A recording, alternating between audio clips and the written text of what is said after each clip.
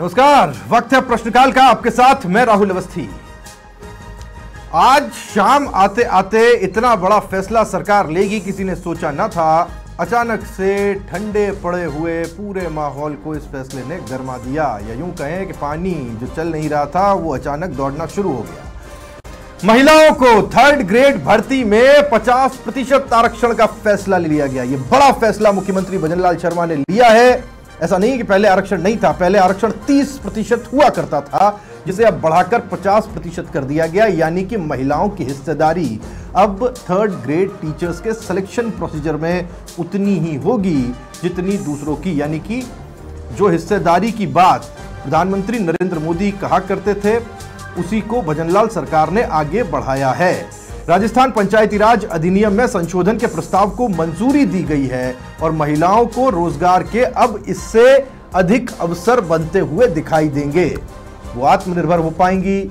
और ये एक बड़ा फैसला इसलिए है क्योंकि राजस्थान में कोई 1-2 नहीं, कोई 150 नहीं, बल्कि 27,000 पद थर्ड ग्रेड टीचर के खाली हैं। जब इस पर भर्ती होगी तो 27,000 को आप डिवाइड कर दीजिए दो से, तो आपको मिलेगा वो आंकड़ा जहां आप महिलाओं की संख्या देख पाएंगे कि कितनी बड़ी भर्ती की सौगात महिलाओं के लिए ये थर्ड ग्रेड टीचर भर्ती में बनती हुई गुंजाइश दिखाई देती है। अब जब बजट आएगा तब भजनलाल सरकार इन पदों पर ऐसा माना जा रहा है कि भर्ती की घोषणा भी कर सकती है। और बजट सत्र बस आने को है, अगले महीने इसकी शुरुआत होने वाली, इसका ऐलान हो चुका है।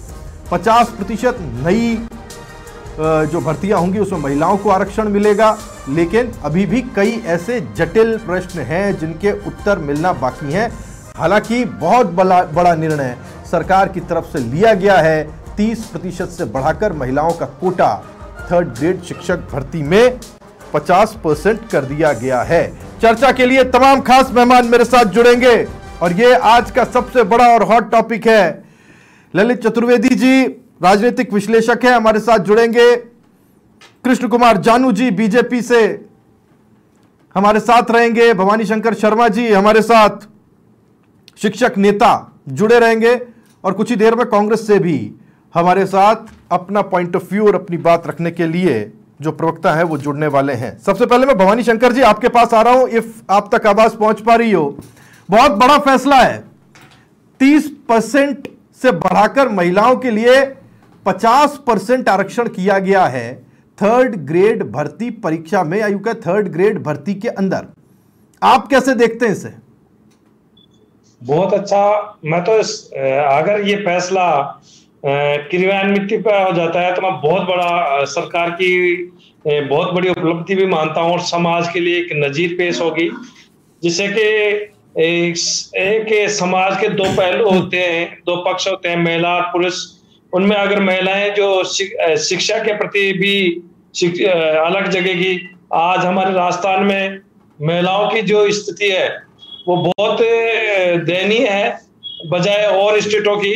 अगर सरकार ये जो फैसला किया है और महिलाओं को 50% रोजगार अगर थर्ड ग्रेड से, मैं तो कहता हूं सरकार को अगर थर्ड ग्रेड से शुरुआत की बहुत अच्छी बात है।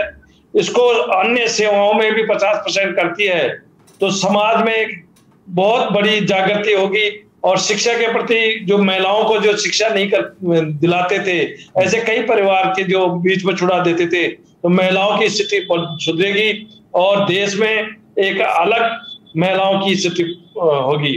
मैं तो सरकार को इसको धन्यवाद और साधुवाद देता हूं कि ऐसा फैसले जो अगर पहली बार किसी सरकार ने किया है, 30% से 50% करती है, तो बहुत बड़ा। कई जो आज एकल महिलाएं हैं, कई परिवारों में और शिक्षा के प्रति अगुवा कर रही है, तो उनको एक रोजगार मिलता है तो 2 परिवारों का सुधार होगा। तो मैं तो सरकार को बहुत बहुत धन्यवाद देता हूं। ये फैसला अगर सही क्रियान्विति पर हो जाता है तो ठीक है। क्रियान्विति पर आपको थोड़ा सा डाउट है जो मुझे लगता है, पर आप इस फैसले का स्वागत कर रहे हैं और बहुत कम देखने को मिलता है कि फैसला होते ही उसका स्वागत होना शुरू हो जाए। कृष्ण कुमार जानू जी हमारे साथ बीजेपी से जुड़े हुए हैं और हमारे साथ कांग्रेस से पुनीत जांगू जी भी जुड़ गए। पुनीत जी आपका स्वागत है। पुनीत जी मैं आपके पास आऊं उससे पहले मैं कृष्ण कुमार जानू जी आपके पास में आ रहा हूं। बहुत बड़ा फैसला, बहुत बड़ा ऐलान, मैं इसको कह रहा हूं ये ऐतिहासिक है। ऐसा उम्मीद नहीं की थी किसी ने कि जैसे ही ये आचार संहिता हटेगी उसके तुरंत बाद कुछ ऐसा ऐलान कुछ ही दिनों में हमको देखने को मिल जाएगा, 50% आरक्षण महिलाओं को। राहुल जी, भारतीय जनता पार्टी की ये सरकार जो है, जिस दिन इस सरकार ने शपथ ली उस दिन भी सरप्राइजिंग था। किसी ने अपेक्षा और कल्पना नहीं की थी कि भजन लाल जी मुख्यमंत्री होंगे और ये सरकार 5 साल में बहुत सरप्राइजिंग काम करेगी। और निश्चित रूप से अभी का जो कालखंड रहा वो चुनाव को समर्पित रहा, लेकिन चुनाव खत्म होते ही जो शुरुआत आप देख रहे हैं, बड़े फैसले आएंगे, सरप्राइजिंग फैसले आएंगे और विकसित भारत की कल्पना को साकार करने वाले फैसले आएंगे। और इस दृष्टि से आधी आबादी को पूरा हक देने का फैसले की शुरुआत राजस्थान से हुई है। और उस राजस्थान से जहां बेटी पैदा होने पर बहुत अमंगल माना जाता था, बहुत अच्छा नहीं समझा जाता था, और जैसलमेर बाड़मेर में तो कहते हैं कि कई गांव ऐसे थे जहां बारात आने में भी दशकों लग जाते थे। उस प्रदेश में आधी आबादी को पूरा हक देने की शुरुआत भजन लाल जी सरकार ने की है। मैं माननीय मुख्यमंत्री और माननीय शिक्षा मंत्री को बहुत बहुत साधुवाद देता हूं और मुझे मालूम है कि राजस्थान की जनता इस विषय को हाथों हाथ लेगी। ठीक है ललित जी, बहुत बड़ा रिमार्केबल फैसला है। और कल तक तो मुझे पता है बधाइयों के दौर ही चल रहे थे। जो नए नए मंत्री बने हैं दिल्ली में उनसे उन्हें सब कहना चाहिए बधाई दे रहे थे या उनकी तरफ से अपने स्टेटमेंट्स आ रहे थे। किसी सोचा नहीं था कि जैसे ही ये वक्त बीतेगा, शपथ ग्रहण होगी और उसके तुरंत बाद इतना बड़ा फैसला सरकार की तरफ से ले लिया जाएगा और रिमार्केबल ऐसा होगा कि ऐतिहासिक लगेगा। आप कहते हैं आधी आबादी, इसे कहते हैं आधी आबादी को पूरा हक मिलना। ललित जी, देखिए, जमीन से जुड़े हुए कार्यकर्ता का मुख्यमंत्री बनना और फिर संगठन में इतनी मेहनत करके आगे बढ़ना और उसके बाद में मुख्यमंत्री जैसे सुशोभित पद पर बैठना।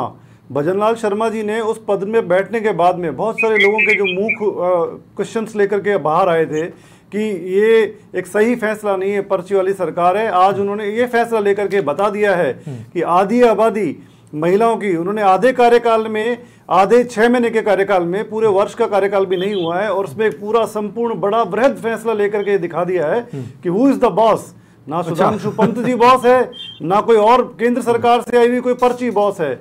महिलाओं को सशक्त करने का, महिलाओं को आत्मनिर्भर बनाने का और उनको भारत की विकास की जो रेस है उसमें बराबर से दौड़ने के लिए, आगे बढ़ाने के लिए जो प्रधानमंत्री जी का विजन है, उसके लिए उन्होंने पहले ही बता दिया कि अगर प्रधानमंत्री जी का ऐसा विजन है तो उनका एक कार्यकर्ता इस विजन को साकार करने के लिए बड़े बड़े फैसले लेगा। और ये फैसला लेकर के, और चुनाव खत्म होते ही उन्होंने फैसला लेकर के दिखा दिया है कि उनके अंदर कार्य करने के प्रति प्रतिबद्धता है, दृढ़शीलता है और आत्मविश्वास से भरे हुए लबरेज उन्होंने ये फैसला लेकर के और राजस्थान की जनता में, यहाँ की माताओं और बहनों को एक बहुत बड़ी सौगात दी है। लेकिन हाँ, थोड़ी सी अभी कठिनाई, जो पहले अभी प्रवक्ता बोल रहे थे कि थोड़ी सी परेशानी इसमें ये आ सकती है कि रीट में ऐसा भी कोई प्रावधान नहीं है, तो रीट में इसको इम्प्लीमेंट करना और उस दृष्टि से एग्जाम को करवाना, उसमें इसको मार्किंग करना, इसका इम्प्लीमेंट करना, ये थोड़ा सा कठिन कार्य होगा। लेकिन फैसला नो डाउट राहुल जी ये बहुत ही स्वागत योग्य है और इस कार्य के लिए भजनलाल शर्मा जी बहुत बहुत साधुवाद के हकदार हैं। और उन्होंने ये साबित कर दिया है कि जमीन से जुड़ा हुआ कार्यकर्ता, संगठन का कार्यकर्ता जब मुख्यमंत्री बनता है तो उसको पता होता है कि कहाँ पे कब क्या फैसला लेना है। वो ब्यूरोक्रेसी या कोई भी चीज उसको प्रभावित करे भले ही, लेकिन वो जानते हैं कि भारत में, राजस्थान के अंदर बड़े फैसले लेकर के कैसे विपक्ष का भी मुंह बंद किया जा सकता है और कैसे पूरी जनता को सरप्राइज किया जाता है। माताएं बहनें तो इसको खुले दिल से लेंगी। और मैं कह रहा हूँ राजस्थान में माताओं का जो योगदान है वास्तव में ये है कि पहले कम था और भारत में अगर हम लोगों को इस तरीके के फैसले आएंगे तो माताओं को सशक्तिकरण मिलेगा। और देखिए, माँ से बड़ा कोई गुरु नहीं है, नास्ति मात्र समछाया, नास्ति मात्र समागति। तो माता से बड़ी कोई छाया नहीं। और अर्जुन के पुत्र अभिमन्यु ने माँ की कोख से ये सीखा था चक्रव्यूह की व्यू रचना और चक्रव्यूह देखिए, माता को जब इतना बड़ा आप सम्मान देंगे, उनको आप इतना बड़ा मौका देंगे, तो माँ से बड़ा कोई गुरु नहीं है। और क्योंकि अभी उन्होंने प्राथमिक शिक्षा में ये मौका दिया है, तो प्राथमिक शिक्षा क्या होती है, पहली क्लास से लेकर के 5वीं 8वीं छोटे छोटे बच्चे हैं, छोटे बच्चे जिनको बहुत अच्छा वो मार्गदर्शन दे पाएंगी। बहुत इसी पे आना चाह रहा था कि ये बच्चों को पढ़ाने के लिए तो मेरे ख्याल से महिलाएं बेस्ट है। वो उन चीजों को समझ पाती हैं, वो जो भावनाएं होती हैं उसके साथ में नैसर्गिक रूप से वो ईश्वर की देन होती हैं। लेकिन देन इस वक्त सरकार की है और ललित जी कह रहे थे कि विपक्ष का मुंह बंद हो सकता है इससे, और मैं नहीं चाहता विपक्ष का मुंह बंद हो। विपक्ष का मुंह कभी बंद नहीं होना चाहिए। जब तक किसी भी चीज़ पे टीका टिप्पणी नहीं हो, उसके अंदर कमियां नहीं निकाली जाए, वो बेहतर नहीं हो सकता। और जोधपुर से पुनीत जी हमारे साथ जुड़ गए, जिनको अच्छी तरीके से आता है कि इन सारी चीज़ों में कहाँ कमी पेशी रह सकती है। पुनीत जी, आज दिन में हम बात कर रहे थे और बात कर रहे थे ट्रांसफर्स की, और तब किसी ने सोचा नहीं था कि ऐसा कोई फैसला आ जाएगा इतनी जल्दी कि हम आप बात करके बाहर निकलेंगे और शाम होते होते जब दूसरे डिबेट में आएंगे तो टॉपिक इस तरह से बदला हुआ होगा। आप और आपकी पार्टी 50% आरक्षण के थर्ड ग्रेड के इस फैसले को किस तरह से देख रही है? बंद मुंह से तो कैसे बोल सकता हूँ, इसलिए मुंह खोलना ही पड़ेगा। पुनीत जी, मेरा भी कहने का मतलब वो नहीं था। मैं समझ गया आपकी बातों से, तो मैं मतलब अभी ज्यादा अभिभूत हो गया हूँ, इतनी बातें आपने कह दी है। लेकिन इसमें कोई दो राय नहीं, एक अच्छा फैसला है, इसको कोई भी खराब फैसला बिल्कुल नहीं कह सकता है। क्यों? क्योंकि मातृशक्ति जितना आगे बढ़ेगी उतना ही एक जनरेशन का विकास होता है, उतना ही एक पीढ़ी का विकास होता है। इसमें कोई दो राय नहीं है। समस्या ये नहीं है कि निर्णय लिया गया है और निर्णय किस आधार पे लिया गया है, ये बात महत्वपूर्ण है। निर्णय अगर महिला शक्ति को आगे बढ़ाने के लिए, मातृशक्ति को मजबूत करने के लिए लिया गया है, तो उसका स्वागत पूरी दुनिया खोलकर करेगी। लेकिन जैसे जानू जी की और चतुर्वेदी जी की बातें सुनकर मुझे लगा कि मुख्यमंत्री जी ने ये फैसला ये साबित करने के लिए लिया है कि वो बॉस हैं, वो असली मुख्यमंत्री हैं। तो मतलब ये थोड़ा अजीब सा लगा मुझे। मुख्यमंत्री पद पर बैठे व्यक्ति को साबित करने की आवश्यकता क्या है कि मैं मुख्यमंत्री हूं या मैं बॉस हूं? उसे, मुझे लगता है उसके तो जो आगे धीरे धीरे काम होंगे वो खुद ही बता देंगे कि वो मुख्यमंत्री है कि नहीं है। अब जो इस फैसले की क्रियान्विति है वो महत्वपूर्ण है। सबसे पहले कि वो क्रियान्विति का क्या प्रोसीजर है वो अभी तक इन्होंने ओपन नहीं किया है। एक निर्णय लेना और उसे वास्तव में लागू करना दो अलग अलग चीज है। फिर उसके बाद मान लीजिए कि क्रियान्विति का एक प्रोसीजर ले आते हैं, उसमें अप्रूवल मिल जाती है, रीट में वो सब चीज समाहित हो जाती है। उसके बाद महत्वपूर्ण है कि भर्तियां निकले। तो वो चीजें इसके आगे अभी स्टेप्स है। सबसे पहले तो इसकी क्रियान्विति कैसे होगी? निर्णय तो मैं कहता हूँ 100% का ले लीजिए। हम सरकार में कभी कह दे हम तो 100 की 100 पोस्ट महिलाओं को देंगे, लेकिन देंगे कैसे वो महत्वपूर्ण है। और यदि ये दे पाने में सक्षम होते हैं तो इनको बहुत बहुत बधाई। ठीक है, ये देखिए साफ है कैसे होगा। इसका पहला चरण तो ये है, मैं थोड़ा सा क्लियर करता चलूं और भवानी शंकर शर्मा जी इसको और क्लियर कर देंगे। पंचायती राज अधिनियम जो राजस्थान का है उसमें जो संशोधन है उसके प्रस्ताव को मंजूरी दे दी गई है, यानी कि उसके बाद में ये आगे के रास्ते खुलेंगे किस तरीके से इसको किया जाए। हाँ, रीट में किस तरीके से इसको कोलैबोरेट किया जाएगा, किस तरह से रीट को इसे लेकर के इस फैसले के बाद में बदला जाएगा, वो एक बड़ा सवाल बन जाए। भवानी शंकर जी, ये एक बड़ी प्रॉब्लम रहेगी, रीट को किस तरीके से बदलाव के साथ में फिर कराया जाए, क्योंकि ये 50% आरक्षण का फैसला केवल दिखाने के लिए तो है नहीं, आगे भर्तियां भी करनी है और जब भर्तियां करेंगे तब जाकर के इसकी क्रियान्विति होगी। अभी थोड़ा सा कहना चाहिए बाकी चीजों और बाकी स्टेप्स को भी क्लियर होना जरूरी है कि वो होगा कैसे। नहीं, ये तो सरकार की इच्छा शक्ति पर डिपेंड करता है। देखिए, रीट तो वैसे भी देखा जाता है तो हर साल करानी चाहिए सरकार को, लेकिन 3 साल की वैलिडिटी, पहले तो आप तो स्थायी कर दिया। पहले तो 3 साल के लिए रीट का प्रमाण पत्र मिलता था, आजकल कई बार जो लास्ट ईयर जो कराया था उसमें तो परमानेंट कर दिया इनको कि स्थायी जीवन भर जो रीट एक बार क्लियर कर दिया तो दोबारा नहीं देना पड़ेगा। इस पर नई सरकार बनी है तो नई अमेंडमेंट करके नया कानून बना के रीट में भी अमेंडमेंट करके इनको नए सिरे से रीट के एग्जाम करा के इसको, लेकिन हाँ टाइम जरूर लगेगा। अब ये सोचे अपन की तुरंत अभी आज ही फैसला हुआ है 10-5 दिन या महीना 2 महीना 6 महीने में ये लग जाएगा, मुझे लगता नहीं 6 महीने में लग जाएगा। हाँ, लेकिन सरकार अगर इस बजट सत्र में कुछ इस पर संशोधन करके रीट को सही ढंग से तारीख घोषित कर देती है, महीना 2 महीने 3 महीने में, और बच्चों को रीट एग्जाम करके नए कानून के तहत करा लेती है, तो बिल्कुल सरकार की इच्छा शक्ति है तो जरूर। मैं इसी सवाल के साथ में जानू जी आपके पास में आ रहा हूं। अगर कोई फैसला लिया गया है तो यानी ये पता होगा कि आगे इसके चलना कैसे और बढ़ना कैसे, जितनी भी इसकी टेक्निकलिटीज होंगी उसे लेकर के ब्रीफ मुख्यमंत्री जी को कर दिया गया होगा और उसके बाद में ही वो किसी फैसले पर पहुंचे होंगे या किसी बात का ऐलान उन्होंने किया है। आने वाले वक्त में बजट सत्र होना है, बहुत ज़्यादा दूर नहीं है, 3 तारीख से शुरू होगा और उसके बाद में सरकार के पास विधानसभा के भीतर वो सारी की सारी पॉसिबिलिटीज़ होंगी कि किस तरीके से इसको लाकर मॉडिफाई करके नए सांचे में ढालना है और फिर घोषणा करनी है कि किस समय ये परीक्षा करवाई जानी है और महिलाओं को इसका सीधा फायदा बाद में मिल पाएगा। देखो, कुल मिलाकर सरकार जब कोई भी निर्णय करती है तो सरकार का जो सारा सिस्टम है उसमें ब्यूरोक्रेसी भी है, जनप्रतिनिधि भी है, मंत्रिमंडल भी है और सब में व्यापक चर्चा के बाद ब्लूप्रिंट डिजाइन होकर के ही डिस्कस होता है। उसकी डीपीआर जरूर बनी है, पूरा डिटेल प्रोजेक्ट बना है कि इसको हमें इंप्लीमेंट कैसे करना है। इसलिए इस प्रकार की आशंका खड़ी करना कि घोषणा तो कर दी है, लागू कैसे करेंगे? अरे भाई, शपथ लिया है तो शपथ का पालन करेंगे। और देश आजाद हुआ उस दिन से लेकर आज दिन तक सरकारों ने जो बातें की हैं, अनिच्छा के अभाव में पूरा नहीं किया तो बात अलग है, बाकी सरकार अपनी इच्छा पूरी करना चाहे और नहीं हो, ऐसा अभी तक तो कभी देखने को नहीं मिला। मैं एक चीज है पुनीत जी, ये कहा जाता रहा है कि जब ऐसी बड़ी घोषणाएं होती हैं उसके लिए आपको थोड़ा इंतजार करना पड़ता है कि जब 4 साल बीत जाएं या फिर आखिर में आचार संहिता लगने से पहले का वक्त आए, तो कई बार ऐसा देखा हमने, बड़ी बड़ी घोषणाएं होती हैं। ये आप कोई मुझसे आज ही कह रहा था कि हनीमून पीरियड बीता है सरकार का और उसके बाद में अब काम करने का वक्त आया और इसी वक्त में ये बड़ी घोषणा, लोक लुभावन भी कह सकते हैं। अब इससे लोगों के घर के अंदर, कई लोगों के तो घर चल जाएंगे अगर ये क्रियान्विति सही तरीके से हो गई, वो घर बन भी जाएंगे। महिलाएं अगर स्ट्रांग होती हैं, मैं तो हमेशा से उनकी आर्थिक आज़ादी की बात करता हूँ, ये आर्थिक आज़ादी नहीं है तो और क्या, अगर उनको ये स्वावलंबन मिले और वो मुखिया के तौर पर दिखाई दे, तो ये सारी चीज़ें अब ये बताती है कि सरकार पहले दिन से ही काम करने के मूड में है।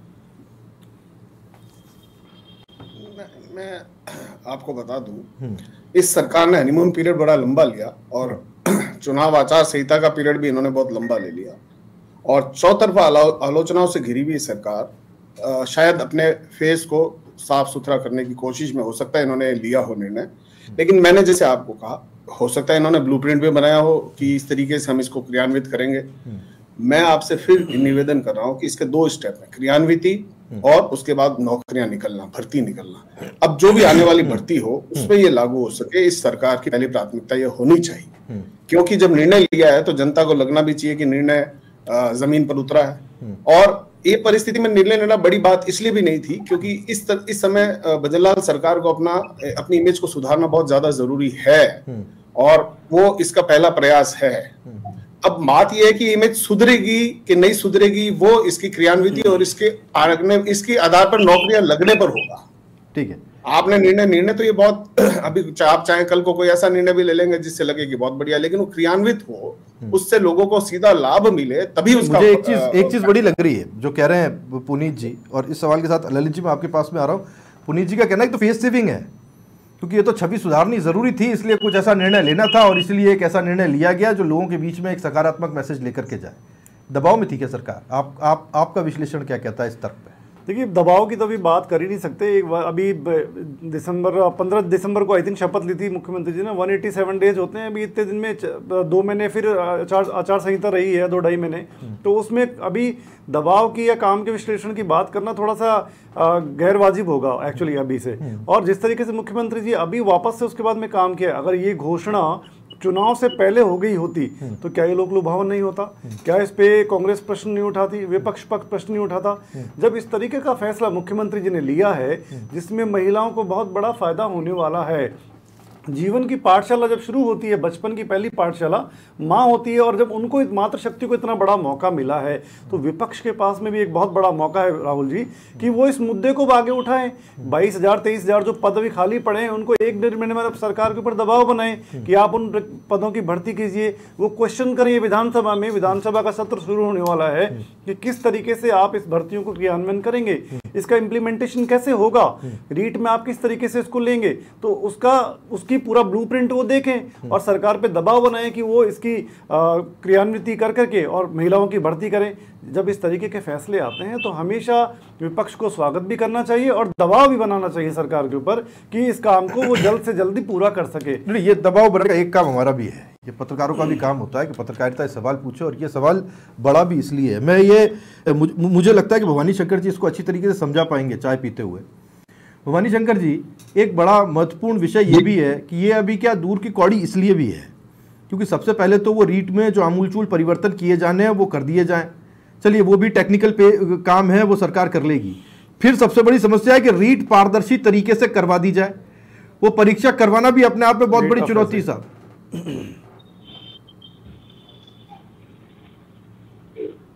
हाँ, वैसे तो विगत सरकार में तो ऐसे ही होता है कि जितनी भी परीक्षाएं हैं उसमें कुछ न कुछ रोड़े लगे ही थे, लेकिन ऐसा कुछ नहीं है। अगर सरकार मजबूत इच्छा शक्ति से काम करती है और इस परीक्षा को रीट को संशोधित करते हुए और समाज में एक महिलाओं को जो वर्षों से पिछड़ी हुई है, अगर उनको कुछ करने की इच्छा है तो निश्चित रूप से कर सकती है। आने वाले जो बजट सत्र में नया कानून जो अभी इन्होंने घोषणा की है उसमें कोई ड्राफ्ट बनाया होगा, उसको ड्राफ्ट को पेश करके कैबिनेट में या जो भी इनकी कानूनी प्रक्रिया है उसमें संशोधन करते हुए रीट की घोषणा, अगर ये तारीख डिक्लेयर कर देते हैं नए कानून के तहत और रीट की परीक्षा आयोजित करते हुए वैकेंसी निकाल देते हैं, तो देखो साल भर तो इसमें लगेगा। इस जो आज मैं कह रहा हूं, मैं दावा के साथ तो नहीं कह सकता, फास्ट ट्रैक में भी साल भर लगेगा आपको लग रहा है? साल भर निश्चित रूप से लगेगा। इसका कारण और है, अगर सरकार करना चाहे तो 4 साल से डीपीसी थर्ड ग्रेड से नहीं हो रही। अगर थर्ड ग्रेड में आज ये कह रहे हैं 27,000 वैकेंसियां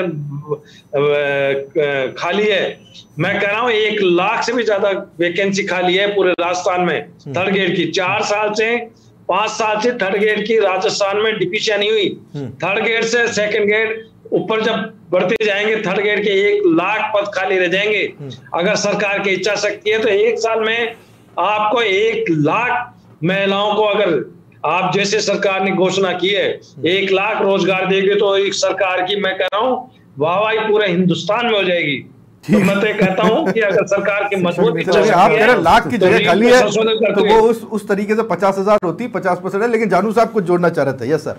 देखो, मैं पुनीत जी की एक छोटी सी बात का जवाब देना चाहता हूं। कांग्रेस को स्वागत के साथ सवाल खड़ा करना जमता है, लेकिन आशंका प्रकट करना ये अच्छी बात नहीं है। सरकार किसी दबाव में नहीं है, और दबाव वो होता है कि चुनाव के 6 महीने बचे हों, अंतिम समय में घोषणा की जाए तो चुनाव जीतने का दबाव होता है सरकार पर। यह शुरुआती 6 महीने का फैसला है, किसी दबाव में नहीं, कार्य करने की इच्छा शक्ति को अभिव्यक्त करने का तरीका है, और उसी दृष्टि से यह फैसला प्रारंभिक 6 महीने का फैसला माना जाए। ठीक है पुनीत जी, आपके लिए था ये गेंद आपकी तरफ उछालिए जानू साहब। मैं ये नहीं कह रहा कि सरकार पे दबाव को मतलब वो जो 6 महीने वाला दबाव था, सरकार पे दबाव परफॉर्मेंस का दबाव था। और शायद आप मेरी बात को ढंग से समझ नहीं पाए। आप इस सरकार की जो इमेज खराब हो रही थी 6 महीनों में, उसमें इन्होंने ये अब प्रयास शुरू किए हैं कि उस इमेज को सही किया जाए। मैंने चुनाव का दबाव नहीं कहा उसे। और अगर चुनाव की भी बात करूं तो अभी 5 विधानसभाओं में उपचुनाव है, और ये सरकार अपनी गठन के 20 दिन में एक चुनाव हार चुकी है। अगर आपको याद हो तो करणपुर विधानसभा का जो डेफर्ड इलेक्शन था वो सरकार हार गई थी, और इकबाल तो उस सरकार का उसी में खत्म हो गया था। लेकिन अब भी ये दबाव था कि कुछ ऐसा करना जरूरी है ताकि सरकार की मजबूती दिखे, ताकि लगे कि सरकार एक्शन में है, सरकार काम कर रही है। तो ये दबाव डेफिनेटली इस पे था, और इस पे मुझे कोई डाउट नहीं लगता। फिर मैं भवानी शंकर जी की बात को थोड़ा मुझे याद आ रहा है कि third grade two second grade DPC पिछली सरकार में की गई थी। ऐसा नहीं है कि नहीं की गई थी, क्योंकि मेरे तो परिवार में लोगों की डीपीसी हुई थी third grade two second grade. तो मुझे ये समझ में नहीं आया कि इन्होंने कैसे कहा कि पिछले 5 साल में डीपीसी नहीं हुई। नंबर 1। नंबर 2, आप इस चीज का ध्यान रखिएगा कि केवल एक निर्णय से सरकार की इमेज साफ नहीं होगी, इमेज सेविंग नहीं होगी। इस सरकार को अभी बहुत कुछ बताना बाकी है कि सरकार है और ये अस्तित्व में किस प्रकार से है, क्योंकि अब जो माहौल बदलने वाला है, लगभग बदलना शुरू हो गया है। अब ये सरकार अपनों से ही ज्यादा घिरी रहेगी, वही इन पर आलोचना, वही इनको चारों तरफ से परेशान करेंगे। हमसे ज्यादा मुझे लगता है कि वो करेंगे। तो आपको जानू जी समय लगेगा, आप इतना निश्चित रहिए, आप इस बात को गौर रखिएगा इसका। ठीक है जानू जी, आपके ऊपर था ये। बिल्कुल, पुनीत जी को अधिकार है मुझ पे सवाल छोड़ने का, और अंतर विरोध का अनुभव पुनीत जी को लगातार 4 साल का रहा है एक होटलों का। हमें ऐसी स्टार्टअप नहीं मिलेगी और न ऐसी संभावना है, क्योंकि हम डबल इंजन के साथ हैं। आपके उप मुख्यमंत्रियों को जो भी संबोधन देते थे निकम्मा नकारा, हमारे यहाँ ऐसा संबोधन नहीं आएगा। पता नहीं चक्के कौन से लग गए इस बार, अलग अलग साइज के चक्के लगे हैं, आप ये भी ध्यान रखिएगा। कोई आगे खींच रहा है, कोई पीछे खींच रहा है, तो डबल इंजन कहना बंद कर दीजिए, आप फायदे में रहेंगे। आप एक इंजन कोई चलवा लें वो बहुत है। ललित जी, एक बड़ा सवाल ये भी आता है जो मैं देख रहा था कि पुनीत जी बड़ा जोर देकर के कह रहे हैं। कई बार हमने सोचा था हो सकता है कि बजट सत्र नज़दीक आता तब इस चीज़ की घोषणा होती। क्या ये पुनीत जी की बात सही है कि वक्त ऐसा चुना गया कहीं देर ना हो, इसलिए बेहतर है एक अनाउंसमेंट ऐसी की जाए जिससे एक माहौल कम से कम बनता हुआ दिखाई दे सरकार के पक्ष में? क्या वो डिप्रेशन सरकार महसूस कर रही थी जो ये फैसला लेना पड़ा?